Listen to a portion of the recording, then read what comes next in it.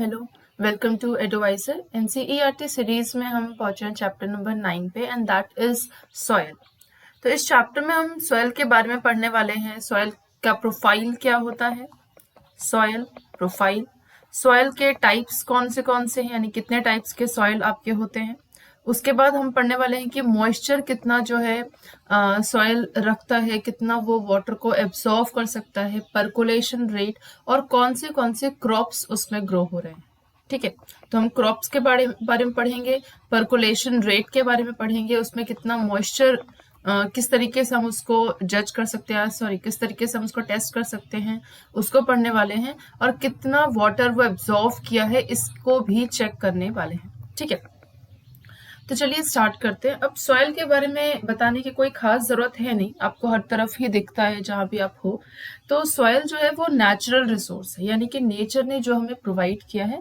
अब नेचर जो हमें रिसोर्सेज प्रोवाइड करती है ना, वो दो टाइप्स के होते हैं कि मतलब कुछ ऐसे रिसोर्सेज होते हैं जो समय के साथ खत्म भी हो जाते हैं, कुछ ऐसे रिसोर्सेज होते हैं जिसको हम चाहे जितना यूज करें वो खत्म नहीं होंगे। सॉइल भी एग्जाम्पल ले लीजिए, एयर एग्जाम्पल ले लीजिए, ये सब है।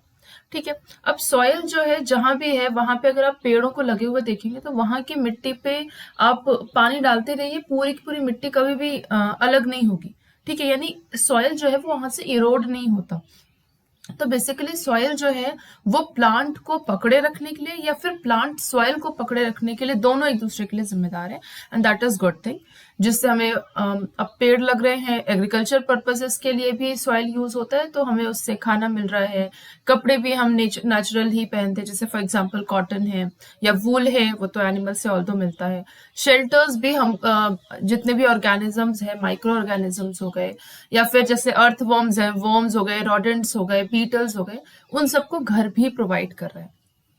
तो हम कह सकते हैं कि सॉयल का हमसे या किसी भी एनिमल से इनसेपरेबल पार्ट है हमारे लाइफ से। ठीक है, और बाकी बारिश के समय जो पहली खुशबू आती है that is the like awesome thing जो सॉयल से ही हमको मिलती है। ठीक है, अब सॉइल को आप अपने एक्टिविटी के जरिए आप समझ सकते हो कि कहाँ पे किस तरीके की सॉइल है, ये आप समझोगे इस पूरे चैप्टर के दौरान। ऑल्दो सिर्फ आप ये देख सकते हो कि क्या क्या सॉइल के सोर्सेज है, जैसे गार्डन सॉइल है, रोड साइड के सॉइल अलग दिखती है, आप जहाँ कंस्ट्रक्शन साइट पे जाते हो वहां की सॉइल अलग दिखती है। तो अलग दिख रही है तो डेफिनेटली उसमें एनिमल्स भी अलग होंगे, डेफिनेटली उसमें क्रॉप्स भी अलग तरीके के ग्रो करते होंगे। तो इन सारी चीजों को समझेंगे। ठीक है, अब सबसे पहले मैं आपको बताऊं सॉइल पोल्यूशन के बारे में, क्योंकि क्या चीज खराबी कर रही है वो ज्यादा जरूरी है जानने के बारे में।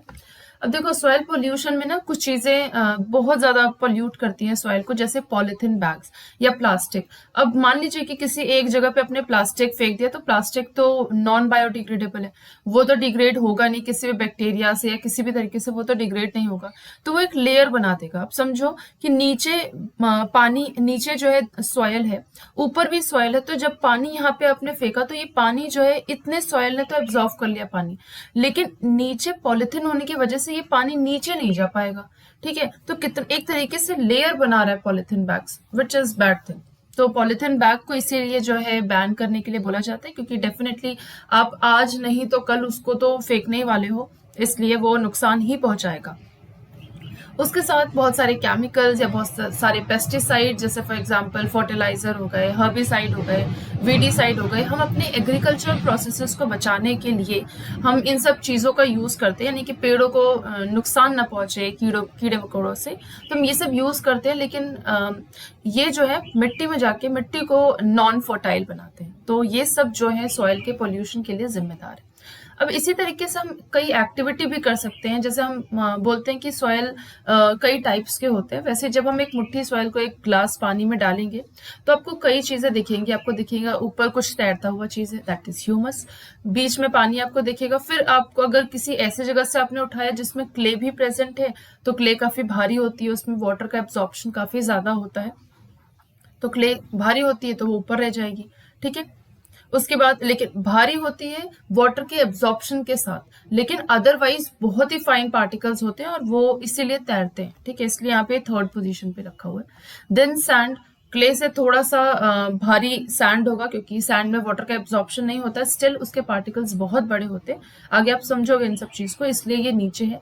ग्रेवल तो एकदम पत्थर ही है, पत्थर जितने भी चीज है वो सब नीचे एकदम बैठ जाएंगे। ठीक है, तो इस तरीके से according to the weight of the particular thing वो उसने अपना एक लेयर बना लिया। ठीक है, तो ये कह सकते हैं ये लेयर्स ऑफ सॉयल है।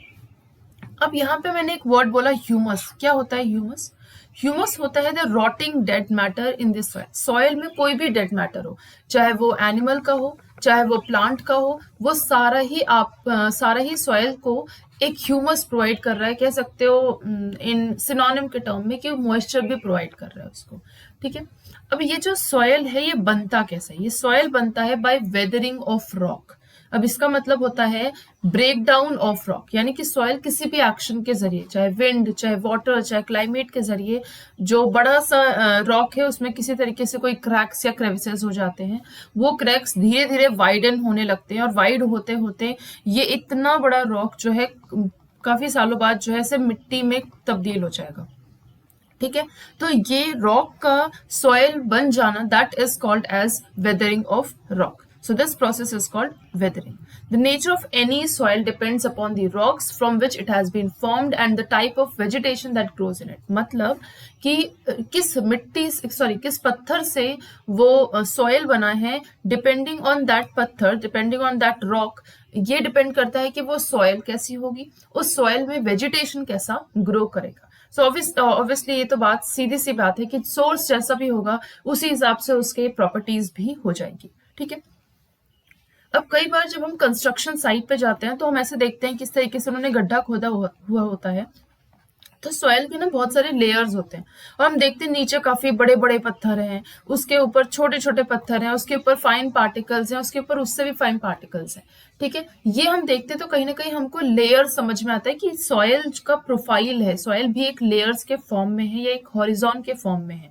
ठीक है, तो यहाँ पे लिखा है ईच लेयर डिफर्स इन टेक्सचर. हर लेयर का टेक्सचर, मतलब उसको आप टच करके देखोगे ना, कोई लेयर बहुत ही फाइन समझ में आएगा, कोई लेयर का जो पार्टिकल्स है आपको बड़े बड़े कंकड़ जैसे समझ में आएंगे. ठीक है, कलर के मामले में भी डिफरेंट है, कोई डार्क है, कोई हल्का कलर का है, डेप्थ भी सबकी अलग है, और सबका केमिकल कॉम्पोजिशन भी डिफरेंट है. इसीलिए इन लेयर्स को हम हॉरिजॉन कहते हैं. ठीक है, क्या कहते हैं? हॉरिजॉन. हॉरिजॉन कितने टाइप्स के होते हैं? यहाँ पे आपके चैप्टर में 4 टाइप्स में दिखाया है. ए हॉरिजॉन है, बी हॉरिजॉन है, सी हॉरिजॉन एंड बेड रॉक है. ठीक है, ए हॉरिजॉन सबसे ऊपर पाई जाती है, इसलिए उसको हम टॉप सॉइल भी कहते हैं, टॉप सॉइल. ए हॉरिजॉन में ह्यूमस का कंटेंट सबसे ज्यादा होता है. इन चारों में ना सबसे ज्यादा ह्यूमस का कंटेंट होता है. मिनरल भी इसमें पाया जाता है, मिनरल्स, लेकिन मिनरल का कंटेंट कम होता है. ठीक है, सॉइल बहुत सारे लिविंग ऑर्गेनिजम्स के लिए शेल्टर है. ठीक है, शेल्टर है किसके लिए?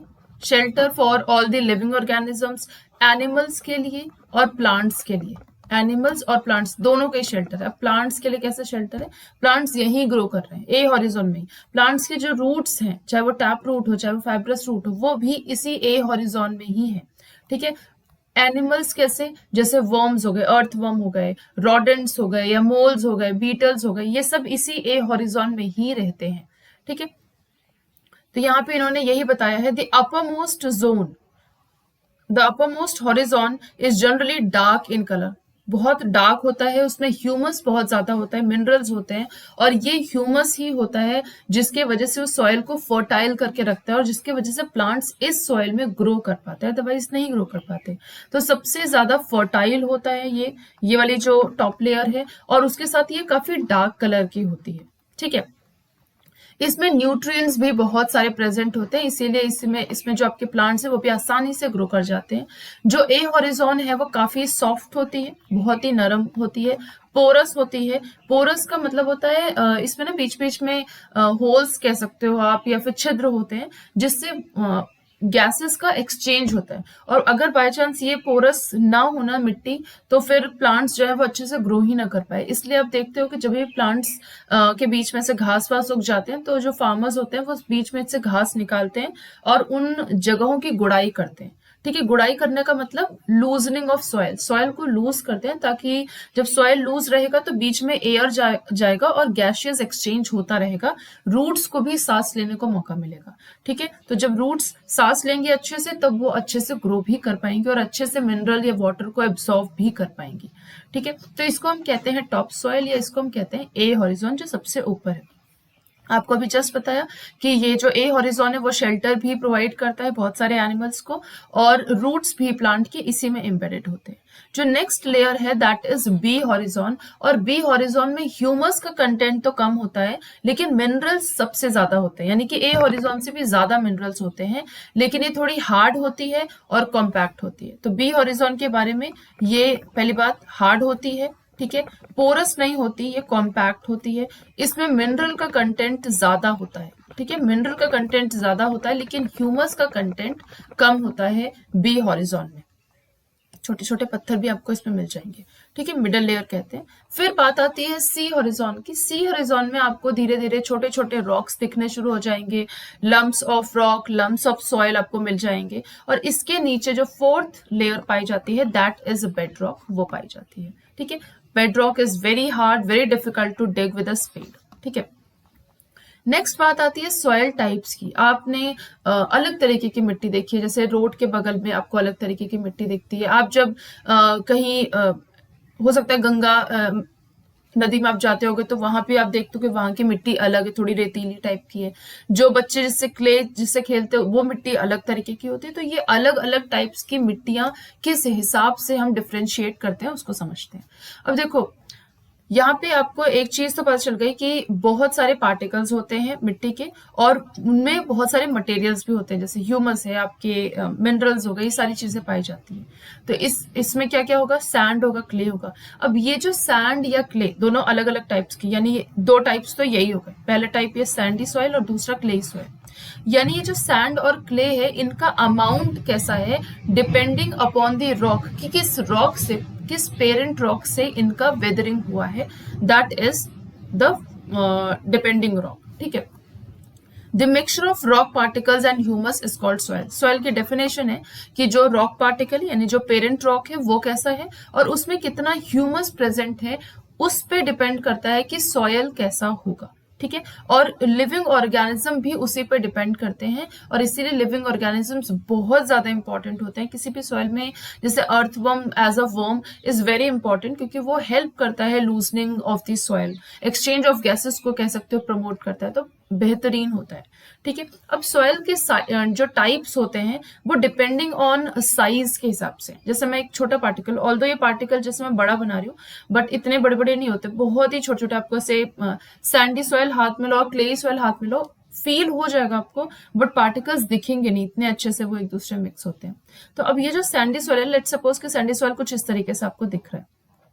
ठीक है, ये सैंडी सॉइल है। अब सैंडी सॉइल में आपको दिख रहा है कि यहाँ पे आपको बीच बीच में जगह दिख रही है। ठीक है, तो सैंडी सॉइल में क्या है, if soil contains greater proportion of big particle, इसमें बिग पार्टिकल्स, ये कितने आपको बड़े बड़े पार्टिकल्स दिख रहे हैं ना, बिग पार्टिकल्स, तो ये सैंडी सॉइल है। ठीक है, और अगर पार्टिकल्स थोड़े छोटे छोटे होंगे, ये देखो पार्टिकल्स छोटे छोटे हैं।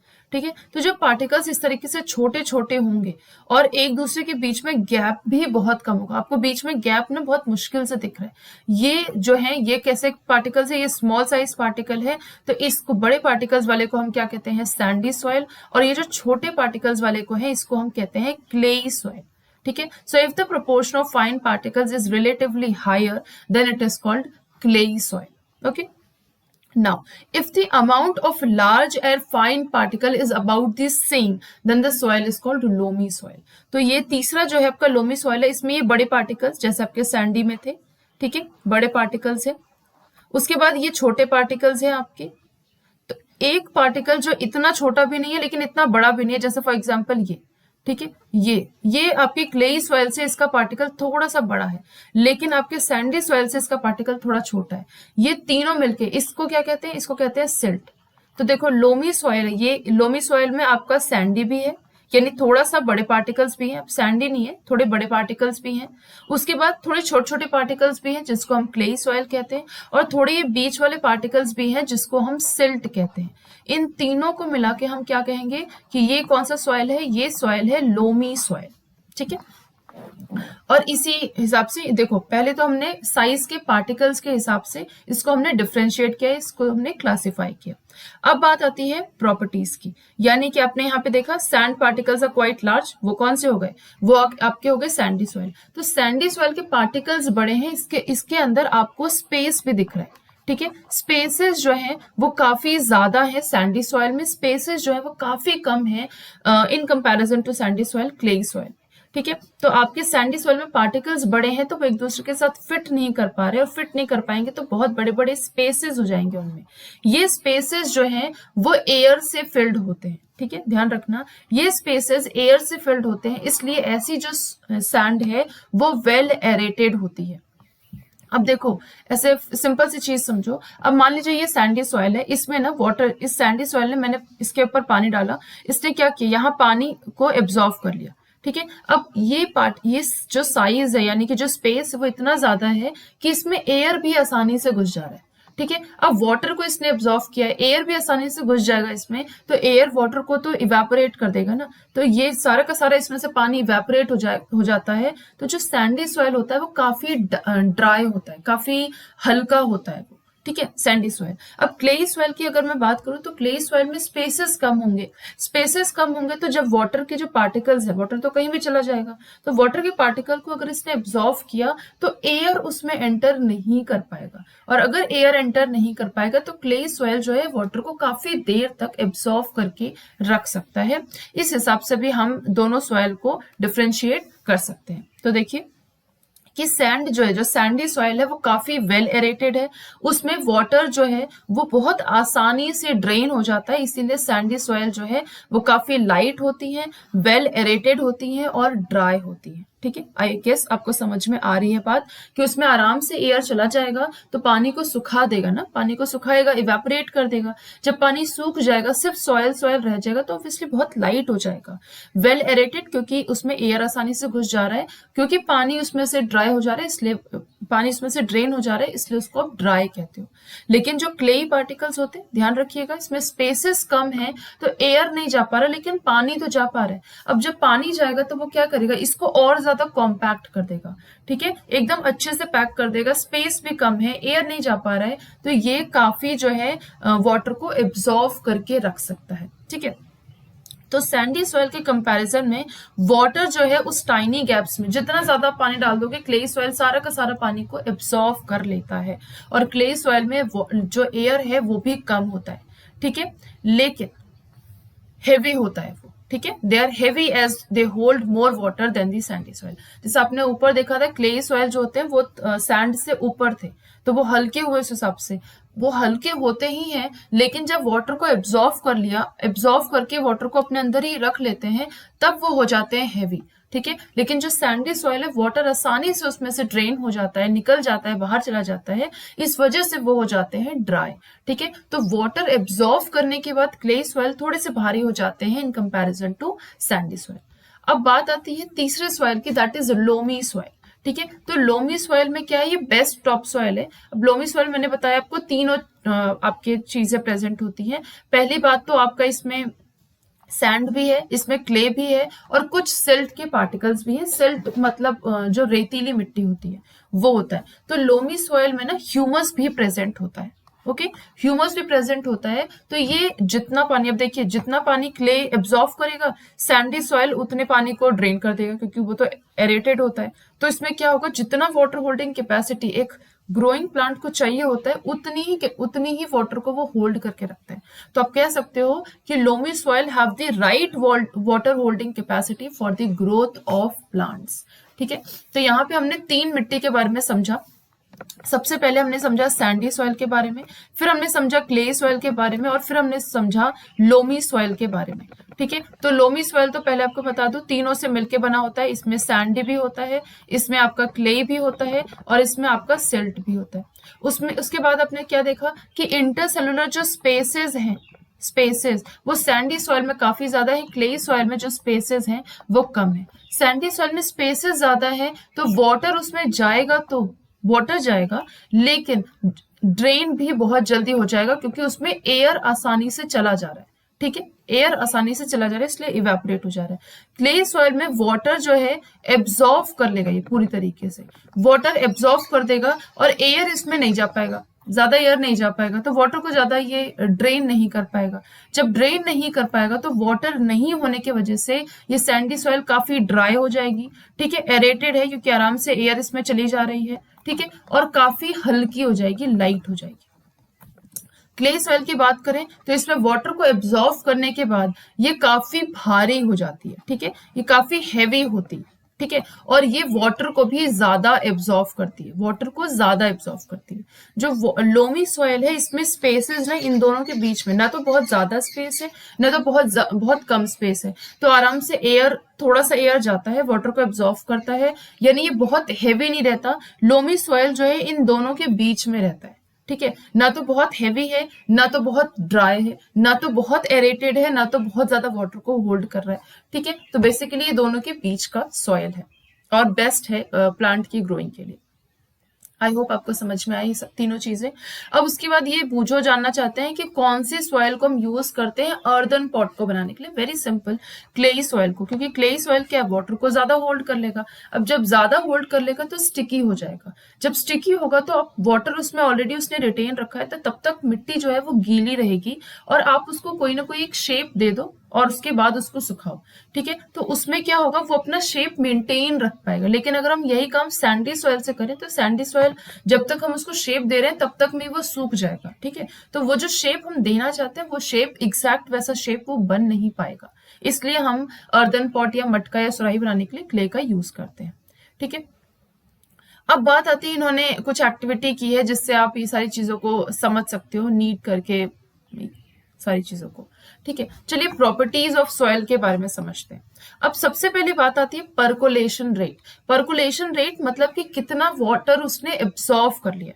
ठीक है, तो अब यहाँ पे बूझो और पहेली ने एक चीज किया कि उन्होंने अपने घर में, उनके घर की जमीन जो है काफी पक्का था और रोड जो था वो कच्चा था। ठीक है, तो उन्होंने एक बॉटल लिया और उस बॉटल को अपने घर में डाला और उसी बॉटल का जो पानी है वो उन्होंने रोड पे डाला।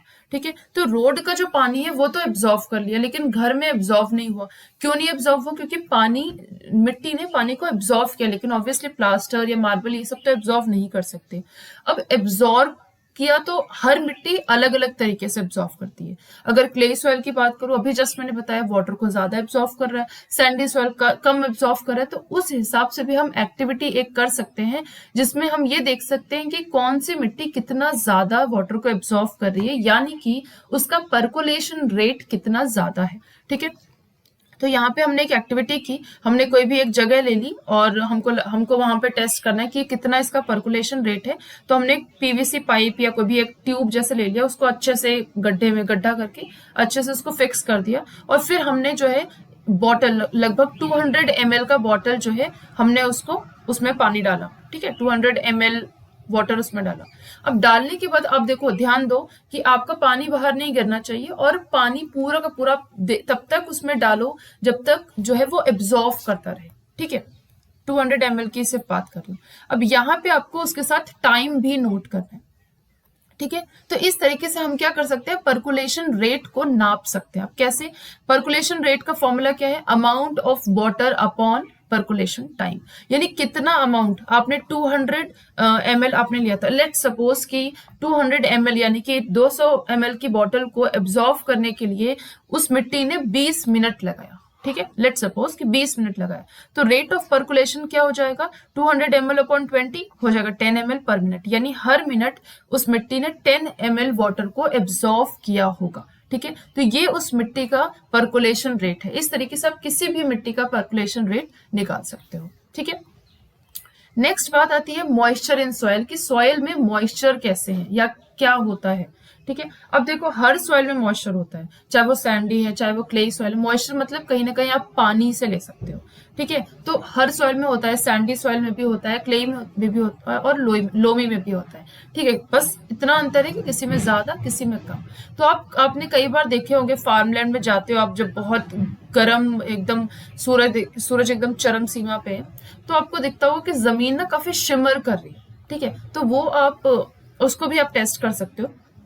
आप क्या करिए, एक बॉइलिंग ट्यूब को लीजिए, यानी कि बॉइलिंग ट्यूब मतलब एक ट्यूब काफी मोटी होती है, काफी उसका साइज डायमीटर काफी ज्यादा होता है, ठीक है। उसमें आपने एक बड़ा सा चम्मच अपने जो है सॉइल का सैंपल डाला और उसको फ्लेम करो, ठीक है। उसको फ्लेम करोगे तो आप देखोगे फ्लेम करने पे यहाँ पे ना ऊपर यहाँ से जो वाटर है, जैसे मान लीजिए आपने मिट्टी इसमें डाली, तो इसमें जितना भी पानी है वो इवेपोरेट होगा, और इवेपोरेट होगा उस ट्यूब के साइड साइड में ना जाके ऐसे कंडेंस हो जाएगा, और यहाँ पे आपको पानी पानी सा फील होगा, ठीक है। तो ये जितना पानी यहाँ पे आया है ये उतना मॉइस्चर है इस सॉइल में प्रेजेंट, ठीक है। उसी मॉइस्चर उसी वाटर की वजह से जो मिट्टी होती है वो चमक रही होती है, ओके। तो यहाँ पे हमने ये एक्सपेरिमेंट किया बॉइलिंग ट्यूब में सॉइल सैंपल लेके, तो उसमें जो है आपको ये दिखा कि after heating the soil take it out of the tube, उसको आपको ट्यूब से निकालो, आपको वो जो सॉइल है काफी ड्राई लगेगी, उसका कलर भी चेंज हो चुका होगा, ठीक है। तो ये आप जो है मॉइस्चर का कंटेंट भी देख सकते हो, कितना उस सॉइल में मॉइस्चर है। क्ले सॉइल होगा तो ज्यादा पानी जो है ज्यादा कंडेंस होगा, ज्यादा साइड में आपको पानी दिखेगा। सैंडी सॉइल है तो कम दिखेगा। उस हिसाब से आप मॉइस्चर को भी कैलकुलेट कर सकते हो, ठीक है। फिर बात आती है एब्जॉर्प्शन की, कौन सा जो सॉइल है वो कितना ज्यादा पानी को एब्जॉर्व कर पा रहा है, ठीक है। ऑल्दो प्रॉपर्टीज से हमने सारी चीजों को समझ लिया, तो इसको आप कैसे देखोगे। आपने क्या किया, एक बीकर ले लिया, उसमें आपने फनल रखा और उसके ऊपर आपने एक ब्लॉटिंग पेपर रखा, ठीक है, या फिल्टर पेपर जिसको हम कहते हैं।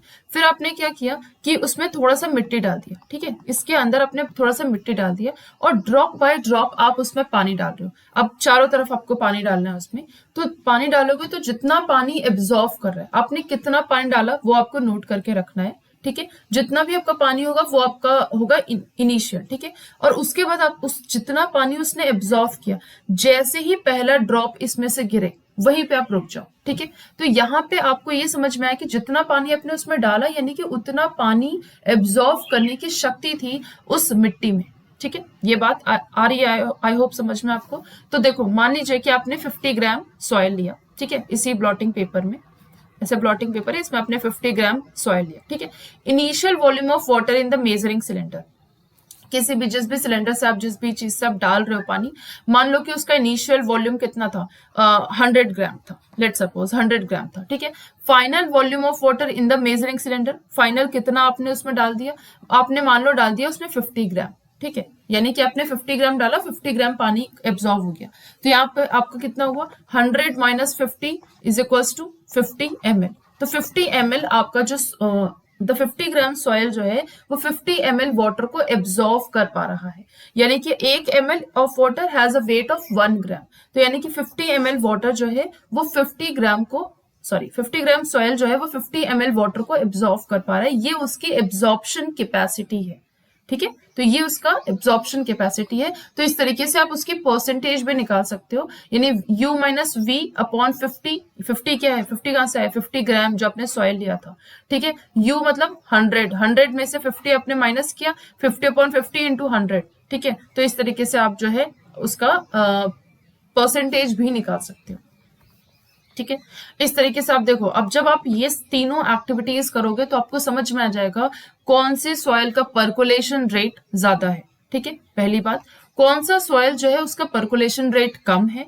और जब आप कई बार देखते हो कि कोई मिट्टी जो है उसने ज्यादा एब्जॉर्व कर लिया, तो वेल में आपने देखा ना कि जैसे बारिश बहुत टाइम तक होती है, 8-10 दिन बारिश हो रही, तो कोई वेल होता है जिसमें पानी काफी ज्यादा भर गया, कोई वेल है जिसमें पानी काफी कम भरा है। तो आपको ये समझ में आ जाएगा कि यहाँ के वेल की जो मिट्टी है और यहाँ की जो वेल की मिट्टी है दोनों डिफरेंट होंगी, तभी तो इसने एब्जॉर्व सिर्फ इतना किया और इसने इतना सारा एब्जॉर्व कर लिया। तो इस हिसाब से भी हम जो है एक कैलकुलेशन अपने दिमाग में रख सकते हैं, ठीक है, वाटर का रिटेन, ये सब।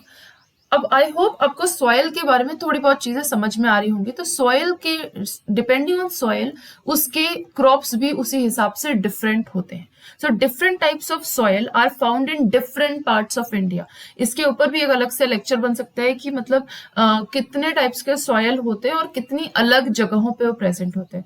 जैसे मैंने आपको यहाँ पे 3-4 टाइप के सॉयल बताए, सिर्फ इतने ही नहीं होते, और भी बहुत सारे टाइप्स के होते हैं सॉयल। तो वो हमारे इंडिया में भी डिफरेंट डिफरेंट पार्ट्स में पाए जाते हैं। ठीक है, इन सम पार्ट्स क्ले सॉयल है, कुछ पार्ट्स में लोमी सॉयल है, कुछ पार्ट्स में सैंडी सॉयल है। और ये जो सॉयल होते हैं ये wind, rainfall, temperature, light, humidity सब पे सबसे इफेक्ट भी होते हैं और सब पे डिपेंड भी करते हैं। क्लाइमेटिक फैक्टर्स के हिसाब से सॉयल की प्रोफाइल को वो अफेक्ट कर सकता है, सॉयल के स्ट्रक्चर को वो चेंज कर सकता है। ठीक है, कैसे चेंज होगा भाई? जैसे विंड है, ठीक है, कहीं पे सॉइल प्रेजेंट है, टॉप सॉइल काफी लूज है, वहां पे मान लीजिए कोई पेड़ वेड़ नहीं है, काफी लूज होगी वो, तो विंड आई और मिट्टी को उड़ा के कहीं और ले गई। रेनफॉल आई, मिट्टी को बहा के कहीं और ले गई। या टेम्परेचर बहुत ज्यादा है तो सारा का सारा मिट्टी में से मॉइस्चर यानी कि जो वाटर है उसको एब्जॉर्व कर लिया। ठीक है, तो इस तरीके से सॉइल अफेक्ट होती है, सॉइल के स्ट्रक्चर्स भी अफेक्ट होते हैं। ठीक है, अब ये जो क्लाइमेटिक फैक्टर्स हैं और जो सॉइल के जो कंपोनेंट्स हैं उसी बेसिस पे उसके ऊपर वैसे टाइप के वेजिटेशन लगते हैं किसी भी पर्टिकुलर रीजन में। जैसे क्ले और लोमी सॉइल होते हैं, दोनों सुटेबल्स होते हैं सीरियल्स के लिए, जैसे कि वीट और ग्राम। क्ले और लोमी, क्ले में वाटर का एब्जॉर्प्शन सबसे ज्यादा है, लोमी में वाटर का एब्जॉर्प्शन सैंडी और क्ले के कंपैरिजन में बेस्ट वाटर की एब्जॉर्प्शन होते हैं। ये दोनों जो है सीरियल्स जैसे कि गेहूं और जो ग्राम होता है इनके लिए सुटेबल है। कुछ सॉइल्स होते हैं जो वाटर को बहुत अच्छे से रिटेन कर सकते हैं, क्ले और लोमी दोनों है उसमें। तो ये जब अच्छे से रिटेन करेंगे तो वहां पे पैडी अच्छा ग्रो होगा। ठीक है, जिस भी सॉइल में क्ले ज्यादा होगा और ऑर्गेनिक मैटर ज्यादा होगा वो वाटर को रिटेन करने की कैपेसिटी उसमें बहुत ज्यादा है। देखो क्ले ज्यादा है यानी कि वाटर का एब्जॉर्प्शन ज्यादा होगा, ऑर्गेनिक मैटर ज्यादा है यानी कि ह्यूमस भी उसमें ज्यादा होगा। अगर ह्यूमस ज्यादा होगा तो वो उसको अपने आप मॉइस्चर ले आएगा, वाटर तो ऑलरेडी है, तो प्लांट्स को यही तो चाहिए, एक बेहतरीन वाटर कैपेसिटी वाला सॉइल। ठीक है, तो ये जो है बेस्ट होता है मसूर के लिए या दूसरे अदर पल्सेस के लिए। लोमी सॉइल जो वाटर को ड्रेन कर लेते हैं इजिली, वो भी इसमें जरूरत पड़ती है। और जो कॉटन है या जो सैंडी, लोम, ये सब ये वाटर को इजिली ड्रेन करती है। कॉटन जो है वो ब्लैक सॉइल में बहुत अच्छे से ग्रो कर पाती है। ठीक है, अब ये देखिए जो it can hold plenty of air are more suitable. Crops जैसे कि वीट, अभी जस्ट मैंने आपको बताया, वो क्लेई सॉइल के लिए बेस्ट है because they are rich in humus and very fertile. अभी जस्ट मैंने आपको बताया क्लेई सॉइल में वाटर की कैपेसिटी, वाटर होल्डिंग कैपेसिटी भी ज्यादा है और उसमें ऑर्गेनिक मैटर भी ज्यादा है, तो ज्यादा फर्टाइल होगा। तो इस हिसाब से depending on the rate of, उसकी प्रॉपर्टी क्या है, उसका पर्कुलेशन रेट क्या है, उसका टेम्परेचर, उसकी ह्यूमिडिटी क्या है, उस बात पे डिपेंड करता है उसका वेजिटेशन। ठीक है, तो वेजिटेशन क्या चाहिए? जैसे मान लीजिए पैडी है, पैडी को बहुत ज्यादा पानी चाहिए, बहुत ज्यादा पानी, एक्स्ट्रा पानी चाहिए उसको। ठीक है, तो अब ये पानी आप कोशिश करो कि ऐसे जो वेजिटेशन है जिसको ज्यादा पानी चाहिए तो ऐसे सॉइल में ग्रो कराएं जो वाटर को ज्यादा होल्ड कर पाते हैं, जैसे फॉर एग्जांपल क्ले सॉइल। तो इस तरीके से आपको अंदाजा लग सकता है अबाउट द सॉइल। अब बात आती है सॉइल इरोजन की। आपको बातों बातों में मैंने कई चीज बताई कि अगर किसी मिट्टी पे पेड़ वेड़ नहीं होंगे तो मिट्टी काफी लूज रहेगी, वाटर या फिर एयर जो है उसको आराम से एक जगह से दूसरी जगह ले जाएंगे। तो इसी जो एक जगह से दूसरी जगह लेके जाने को हम कहते हैं सॉइल इरोजन। ठीक है, the removal of land surface by water, wind या आइस, इसको हम इरोजन कहते हैं। ठीक है, तो इरोजन क्या होगा? एक जगह से आपका टॉप सॉइल हट जाएगा। टॉप सॉइल होती है फर्टाइल, टॉप सॉइल में ह्यूमस ज्यादा है, मिनरल्स है, तो प्लांट्स के लिए बेहतर होगा। अगर टॉप सॉइल ही हट जाएगा तो प्लांट्स तो ग्रो ही नहीं कर पाएंगे अच्छे से। तो इसको बरकरार रखने के लिए हमें वहां पे प्लांट्स को ग्रो कराना होता है।